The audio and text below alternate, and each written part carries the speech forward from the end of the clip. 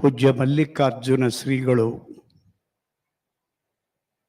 ಎಂದೂ ಸವೆಯದ, ಎಂದೂ ಆರದ, ಸದಾಕಾಲ ನಮ್ಮೆಲ್ಲರ ಹೃದಯಗಳಲ್ಲಿ ಚಿರಂಜೀವಿಯಾಗಿ ಜ್ಯೋತಿಯನ್ನು ನೀಡುವ ಒಂದು ಅಪೂರ್ವವಾದಂಥ ಸಂಪತ್ತನ್ನು ನಮಗೆ ಕೊಟ್ಟು ಹೋಗಿದ್ದಾರೆ.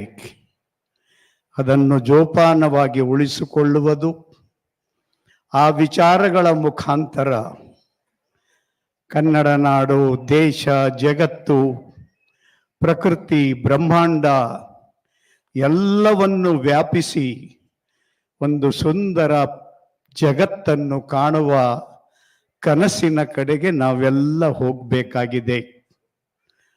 ಅಂಥ ಒಂದು ಪ್ರೇರಣೆಯ ಪುರುಷರು, ಅಪೂರ್ವ ತೇಜೋಪುಂಜ ವ್ಯಕ್ತಿತ್ವದ ಪೂಜ್ಯರು ಆದ ಪರಮಪೂಜ್ಯ ಸಿದ್ದೇಶ್ವರ ಶ್ರೀಗಳು ಅದೊಂದು ಅಲೌಕಿಕವಾದಂಥ ಜ್ಯೋತಿಪುಂಜ ಅಂತ ನಾನು ಹೇಳಲಿಕ್ಕೆ ಇಚ್ಛೆ ಪಡ್ತೇನೆ.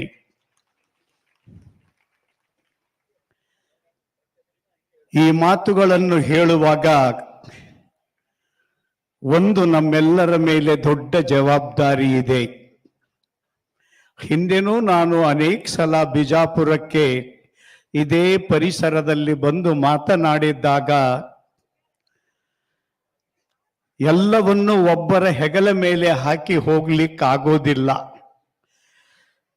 ಅವರು ತಮ್ಮಲ್ಲಿರುವ ಜ್ಞಾನದ ಸಮಗ್ರ ಭಂಡಾರವನ್ನು, ತಮಗೆ ತಮ್ಮ ಗುರುಗಳಿಂದ ಏನೇನು ಸಿಕ್ಕಿದೆ ಅದೆಲ್ಲವನ್ನು ಈ ನಾಡಿನಲ್ಲಿ, ಈ ದೇಶದಲ್ಲಿ, ಜಗತ್ತಿನ ಬೇರೆ ಬೇರೆ ಭಾಗದಲ್ಲಿ ಚೆಲ್ಲಿ ಇದರಲ್ಲೇ ಜೀವಂತವಾಗಿ ನಮಗೆ ಕಾಣ್ತಾ ಇದ್ದಾರೆ. ಅದು ಎಷ್ಟರ ಮಟ್ಟಿಗೆ ನಮ್ಮದನ್ನಾಗಿ ನಾವು ಮಾಡ್ಕೋತೇವೆ. ಅದಕ್ಕಾಗಿ ಇಲ್ಲಿರುವ ಸಜ್ಜನರು ಈ ಬಿಜಾಪುರದ ನಗರದ ಮೇಲೆ ಅಪೂರ್ವವಾದಂಥ ಒಂದು ದೊಡ್ಡ ಜವಾಬ್ದಾರಿ ಇದೆ.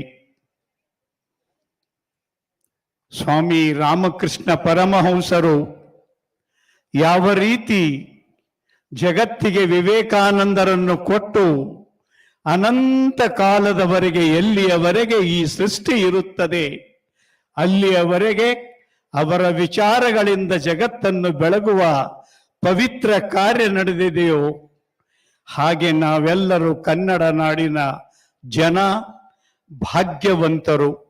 ಅದರಲ್ಲಿ ವಿಶೇಷವಾಗಿ ಬಿಜಾಪುರ ಜಿಲ್ಲೆಯ ಜನ ಅಂತೂ ಅತೀ ಭಾಗ್ಯವಂತರು ಅಂತ ನಾನು ಕರೀತೇನೆ. ನನ್ನ ಜೀವನದಲ್ಲಿ ನಾನು ದೇಶದ ತುಂಬ ತಿರುಗಾಡಿದ್ದೇನೆ, ಕನ್ನಡ ನಾಡಿನ ತುಂಬ ತಿರುಗಾಡಿದ್ದೇನೆ. ರೀತಿ, ನೀತಿ, ಶಿಷ್ಟಾಚಾರ, ಸಂಸ್ಕೃತಿ, ವ್ಯವಹಾರ ಕುಶಲತೆ, ಧರ್ಮಾಭಿಮಾನ ಇದೆಲ್ಲದರ ತವರು ಮನಿ ಯಾವುದು ಅಂತಂದ್ರೆ ಅದು ವಿಜಯಪುರ, ವಿಜಯಪುರ, ವಿಜಯಪುರ. ಇದನ್ನ ಉಳಿಸ್ಕೊಂಡು ಬರಬೇಕಾಗಿದೆ. ಇಲ್ಲಿ ಕುಳಿತಿರುವ ತಾಯಂದಿರು, ಸಜ್ಜನರು ನಾವೆಲ್ಲ ನಿತ್ಯ ಚಿಂತನೆ ಮಾಡಬೇಕು. ಇಷ್ಟೊಂದು ದೊಡ್ಡ ಜ್ಞಾನದ ರಾಶಿಯನ್ನು ಕೊಟ್ಟೋಗಿದ್ದಾರೆ. ಒಬ್ಬ ರೈತನಿರಲಿ, ಜ್ಞಾನಿಯಾಗಿರಲಿ, ಸಾಮಾನ್ಯ ವ್ಯಕ್ತಿಯಾಗಿರಲಿ, ಸಾಧಕನಾಗಿರಲಿ, ಜೀವನದ ಯಾವುದೇ ಕ್ಷೇತ್ರದ ಅಸಾಧಾರಣ ವ್ಯಕ್ತಿಯಾಗಿರಲಿ, ಪ್ರತಿಯೊಬ್ಬನಿಗೂ ಒಂದು ಬೆಳಕನ್ನು ಕೊಡುವ ಅಪೂರ್ವ ಚೇತನ ಅವರು. ಅಂಥ ವ್ಯಕ್ತಿಗಳು ಮತ್ತೆ ಹುಟ್ಟಿ ಬರಬೇಕು ತಾನೆ. ಅವರದೇ ಜ್ಯೋತಿಯ ಆತ್ಮವನ್ನು ತೆಗೆದುಕೊಂಡು ಈ ನಾಡಿನ ಮುಖಾಂತರ ಇದನ್ನು ಮತ್ತೆ ಮತ್ತೆ 100 ಪಟ್ಟು 1000 ಪಟ್ಟು ಜಗತ್ತಿನ ತುಂಬ ಬೆಳಗಬೇಕಾಗಿದೆ. ಅದಕ್ಕಾಗಿ ನಾವು ಮಾಡಬೇಕಾದಂಥ ಮೊದಲನೆಯ ಕಾರ್ಯಕ್ರಮ, ನಾವೆಲ್ಲರೂ ನಮ್ಮ ಮನೆಯಲ್ಲಿ ಅತಿ ಪ್ರಾತಃ ಕಾಲ ಹೇಳಬೇಕು.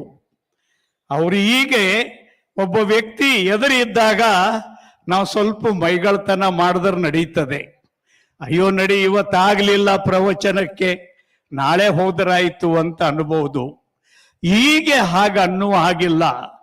ಈಗ ಅವರು ಪ್ರವಚನ ಹೇಳಲಿಕ್ಕೆ ನಮ್ಮ ಮನೆಗೆ ಬಂದಾರೆ ಅಂತ ತಿಳ್ಕೋಬೇಕು.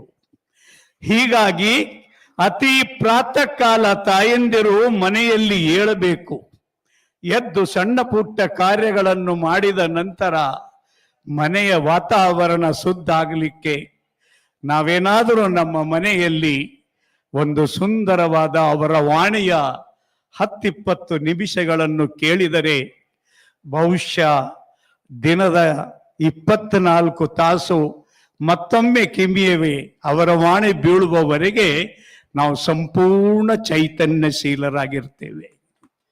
ಅಂಥ ಚೈತನ್ಯವನ್ನು ತುಂಬಿಕೊಳ್ಳಲಿಕ್ಕೆ ಊರಿನ ಹಿರಿಯರು, ಸಜ್ಜನರು, ಅಭಿಮಾನಿಗಳು ನಾಡಿನ ಯಾವುದೇ ಮೂಲೆಯಲ್ಲಿರಲಿ, ದೇಶದ ಯಾವುದೇ ಮೂಲೆಯಲ್ಲಿರಲಿ, ಜಗತ್ತಿನ ಯಾವುದೇ ಮೂಲೆಯಲ್ಲಿರಲಿ, ಈ ಬೆಳಕು, ಈ ವಿಚಾರ ಇದು ಎಲ್ಲರನ್ನೂ ಅಪ್ಪಿಕೊಳ್ಳುವ ಅಣ್ಣ ಬಸವಣ್ಣನಂತೆ ಸಕಲ ಜೀವಾತ್ಮರಿಗೆ ಲೇಸನೆ ಬಯಸುವ ಒಂದು ಸಣ್ಣ ಹೂವನ್ನು ಹಿಡಿದುಕೊಂಡು ಪಶು ಪಕ್ಷಿ ಎಲ್ಲದರಲ್ಲಿಯೂ ದೇವರನ್ನು ಕಾಣುವ ಈ ಪುಣ್ಯ ಪುರುಷರ ಆತ್ಮಕ್ಕೆ ನಾವು ನಮ್ಮ ನುಡಿನಮನ ಸಲ್ಲಿಸುವುದೆಂದರೆ ನಮ್ಮಲ್ಲಿರುವ ಪ್ರೀತಿ ಭಕ್ತಿ ಎಲ್ಲವನ್ನು ಅವರಿಗೆ ಸಮರ್ಪಣೆ ಮಾಡುವುದಿದೆ. ಹೀಗಾಗಿ ಹಿರಿಯರು ಸಹ ಮನೆಯಲ್ಲಿ ಅಂತಹ ವಾತಾವರಣ, ಅಂತಹ ನಡೆ ನುಡಿ ಇಂಥದ್ದು ಇವತ್ತು ಅಧಿಕ ಅವಶ್ಯಕತೆ ಇದೆ. ಈ ಪರಿಸರದಿಂದಲೇ ಅಂಥ ಪುಣ್ಯ ಪುರುಷರು ಮತ್ತೆ ಅರಳಿ ಬರ್ತಾರೆ, ಅವರ ವಾರಸುದಾರರಾಗಿ ಬರ್ತಾರೆ. ಆ ದೃಷ್ಟಿಯಿಂದ ಮತ್ತೊಮ್ಮೆ ಬಿಜಾಪುರದ ಜನರಿಗೆ ಎಚ್ಚರಿಕೆ ಕೊಡ್ತೇನೆ.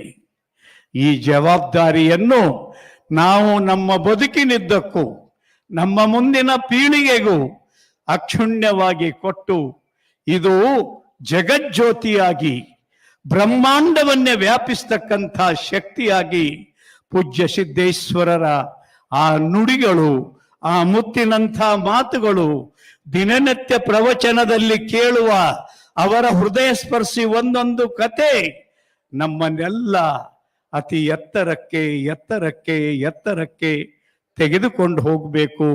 ಇದು ನಮ್ಮೆಲ್ಲರ ಆಸೆ ಇದೆ. ಅದನ್ನೇ ನಾನು ನನ್ನ ಜೀವನದಲ್ಲಿ ಬುತ್ತಿಯಾಗಿ ತೆಗೆದುಕೊಂಡಿದ್ದೇನೆ. ಬಹುಶಃ ಅವರಿದ್ದಾಗ 3 ತಿಂಗಳಿಗೊಮ್ಮೆ 4 ತಿಂಗಳಿಗೊಮ್ಮೆ ಅವರ ದರ್ಶನ ಮಾಡಿ ಸ್ವಲ್ಪ ಹೊತ್ತು ಕಾಲ ಕಳೆದು ಏನೋ ನಮ್ಮ ಕೆಲಸ ಮುಗೀತು ಅಂತ ತಿಳ್ಕೋತಿದ್ದೆ. ಈಗ ಹಾಗೆ ಮಾಡ್ಲಿಕ್ಕೆ ಆಗೋದಿಲ್ಲ. ಜವಾಬ್ದಾರಿ ತುಂಬಾ ಹೆಚ್ಚಾಗಿದೆ. ಈಗ ನಿತ್ಯ ನಮ್ಮ ಜೊತೆಯಲ್ಲಿ ಬಂದು ಕೂತಿದ್ದಾರೆ, ಬೆಳಗಾಗಿ ಎದ್ದ ತಕ್ಷಣ ಬಂದು ಮಾತನಾಡ್ತಾರೆ. ಈಗ ನಾನು ತಪ್ಪಿಸಿಕೊಳ್ಳಲಿಕ್ಕಾಗೋದಿಲ್ಲ. ನನ್ನ ಬದುಕಿನುದ್ದಕ್ಕೂ ನನ್ನ ಕೈಲಾದ ಮಟ್ಟಿಗೆ 4 ದಿಕ್ಕಿನಲ್ಲಿ ಆ ವಿಚಾರದಿಂದ, ಆ ವಾಣಿಯಿಂದ, ಅವರ ವಿಚಾರದ ಶಕ್ತಿಯಿಂದ ಜಗತ್ತನ್ನು ತುಂಬತಕ್ಕಂಥ ಶ್ರೇಷ್ಠ ಕಾರ್ಯ ಮಾಡಲಿಕ್ಕೆ ನಾನೂ ಬದ್ಧನಾಗಿದ್ದೇನೆ. ತಾವೂ ಬದ್ಧರಾಗಬೇಕಂತ ಹೇಳಿ ಕರಬದ್ಧವಾಗಿ ತಮ್ಮೆಲ್ಲರಲ್ಲಿ ಪ್ರಾರ್ಥನೆ ಮಾಡ್ತೇನೆ. ವಿಚಾರಗಳು ಒಂದು ಭಕ್ತಿಯಿಂದ ಪ್ರಸಾರವಾಗುತ್ತದೆ, ಭಜನೆಯಿಂದ ಪ್ರಸಾರವಾಗುತ್ತದೆ.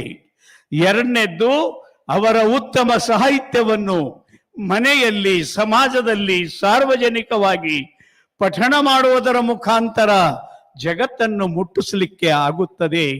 ಜೊತೆಯಲ್ಲಿ ಬೇರೆ ಬೇರೆ ರೀತಿಯ ವಿಚಾರ ಸಂಕೀರ್ಣಗಳ ಮುಖಾಂತರ ಆ ತತ್ವದ ಧಾರೆಯನ್ನು ನಮ್ಮಲ್ಲಿ ಮೈಗೂಡಿಸಿಕೊಳ್ಳಲಿಕ್ಕೆ ಆಗುತ್ತದೆ. ಅಂತಹ ಒಂದು ಅಪೂರ್ವವಾದ ಶಕ್ತಿ. ನಾನು ಮತ್ತೆ ದೇವರಲ್ಲಿ ಪ್ರಾರ್ಥನೆ ಮಾಡ್ತೇನೆ, ಎಷ್ಟು ಪ್ರಾಮಾಣಿಕವಾಗಿ ಜ್ಞಾನಯೋಗಾಶ್ರಮದ ಮಲ್ಲಿಕಾರ್ಜುನ ಶ್ರೀಗಳ ಆತ್ಮಕ್ಕೆ ಕಿಂಚಿತ್ತು ಚ್ಯುತಿಬಾರದಂತೆ ತನ್ನನ್ನು ತಾನು ಸಮರ್ಪಣೆ ಮಾಡಿಕೊಂಡು ಮತ್ತೆ ಅವರ ಸನ್ನಿಧಿಯಲ್ಲಿಯೇ ಒಂದಾಗಿರ್ತಕ್ಕಂಥ ಅವರ ತೇಜ, ಬೆಳಕು, ಬದುಕು ನಮ್ಮೆಲ್ಲರ ಬಾಳಿಗೆ ಅನಂತ ಕಾಲದವರೆಗೆ ಜಗತ್ ಕಲ್ಯಾಣಕ್ಕಾಗಿ ಜ್ಯೋತಿಯಾಗಿ ಬರಲಿ ಅನ್ನೋದೇ ನಮ್ಮೆಲ್ಲರ ಆಸೆ ಇದೆ. ಅದಕ್ಕೆ ನಾವೆಲ್ಲರೂ ಶಿರಸಾವಹಿಸಿ ಪಾಲಿಸೋಣ ಅಂತ ಹೇಳಿ ನನ್ನ ಮಾತಿಗೆ, ನನ್ನ ನುಡಿಗಳಿಗೆ ಇತಿಶ್ರೀ ಹೇಳ್ತಾ ಇಲ್ಲಿರುವ ಎಲ್ಲ ಪೂಜ್ಯರ, ಹಿರಿಯರ, ಬಂದಿರತಕ್ಕಂಥ ಎಲ್ಲ ಭಕ್ತಾದಿಗಳ ಪಾದಗಳಿಗೆ ವಂದಿಸಿ ನನ್ನ ಮಾತು ಮುಗಿಸ್ತೇನೆ. ಇಲ್ಲಿಯವರೆಗೂ ಗುರು ನಮನೋತ್ಸವ ಕಾರ್ಯಕ್ರಮವನ್ನು ಕುರಿತು ಹೃದಯ ಸ್ಪರ್ಶಿಯಾಗಿರತಕ್ಕಂಥ ಮಾತುಗಳನ್ನಾಡಿರುವಂತಹ ಶ್ರೀ ಬಸವರಾಜ ಪಾಟೀಲ್ ಸೇಡಂ ಅವರಿಗೆ